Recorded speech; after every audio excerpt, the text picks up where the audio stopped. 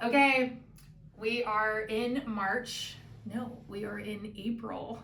We're in April. April 1st. Ha! I did my own April Fool's joke on myself. Talking about March numbers in April. We've got numbers, we've got some, let's talk about the obvious. We've got some Go Illini. We're in the Final Four. Cheer us on this coming Saturday for a win so that we can play in the finals on Monday. Fingers crossed. All right, let's get right into it. We've got some information that we're going to cycle through, and we're not going to do very much fluff today. It is what it is because there's a lot of numbers and a lot of data. When we look at the top chart, this is going to be our monthly number, and then on the lower chart, this is our rolling 12-month calendar number, our big result, right? So this is bigger picture, the charts are smoother. Up top, they're really choppy, but that's because it's a number reflection, a month reflection, and it's going to do that. It's going to go up and down versus smoothed out.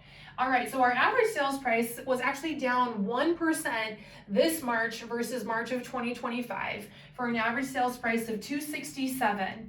That still is trending up, so we'll see where the year ends. But when we look the overall number from the last 12 months of data combined, we're up 1.2%. Okay, moving over to closed sales. This follows a pretty predictive pattern. Our peak is May through August every year. That's when you see most sales happening in our market. And in March of this year, we had 133 sales, down about 10.1% from where we were last March. Don't panic now. I went back, I went bigger picture. On this rolling data chart, we were still almost flat. We were at 0.2% of a change versus the last 12 months of data. So I want to pay particular attention. So I went back, 2023, we had this huge drop. So we went from here to here, okay? The Federal Reserve raised interest rates 11 times in that 2022 to 2023 period. So we saw a significant drop in the number of sales, okay? Why are we seeing what we're experiencing today? This chart is our homes for sale. So on the monthly, we saw 21% more houses this March versus March of 2025. That is an impact of these closed sales, okay? We're down a little bit on our closed sales.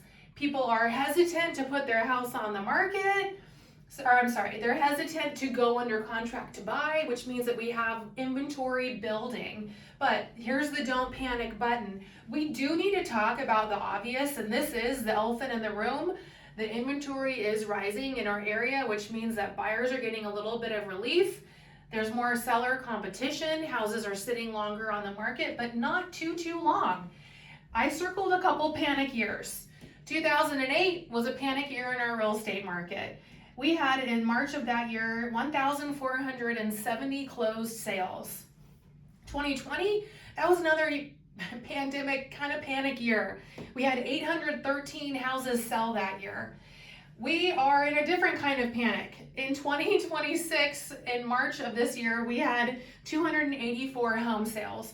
That number was actually up 17.4% versus the year before. So real estate agents are in a completely different world than they have been in years before with closed units. Look at the overall number. Focus on what's impacting you and your local market, your neighborhood, drill it down even further. And let's get into some of the scenarios. So when I talk about the data, and then we've got some more information we're going to go over, we anticipate, when I say we, I just studied all of the real estate data that's out there to come up with the range they think that the interest rate's going to hover around between 5.9% and 6.3% through December of this year. There's a couple of different scenarios that can happen, and let's go over those and what they mean for you.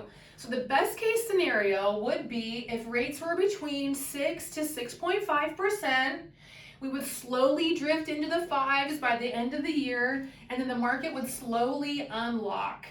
That would be a very stable play. That would be what most likely will happen. Well, the sticky one that could happen is specific to inflation. So this is scenario number 2. Rates might stay 6.3, 6.6, maybe go up to 6.8, depending on inflation. There's buyer hesitation in the market. And then you're gonna see more price reductions from sellers because inventory is sitting a little bit longer. Then we go into the scenario of a recession. Rates drop into the low fives. That means that demand is going to surge super fast and our inventories are gonna get tight again. So we've got some options, some scenarios. Where do you land in all of this? I don't know, that's for you and that's your personal situation. So whatever your personal situation is, if you want to talk through any of this or where these scenarios can help hurt predictions for the rest of the year, just let me know. We are, we're working through it just as hard as you are trying to figure it all out. It's day by day, so many geopolitical things happening, and we are here to partner with you and to have these conversations. So let us know how we can help. Thanks so much.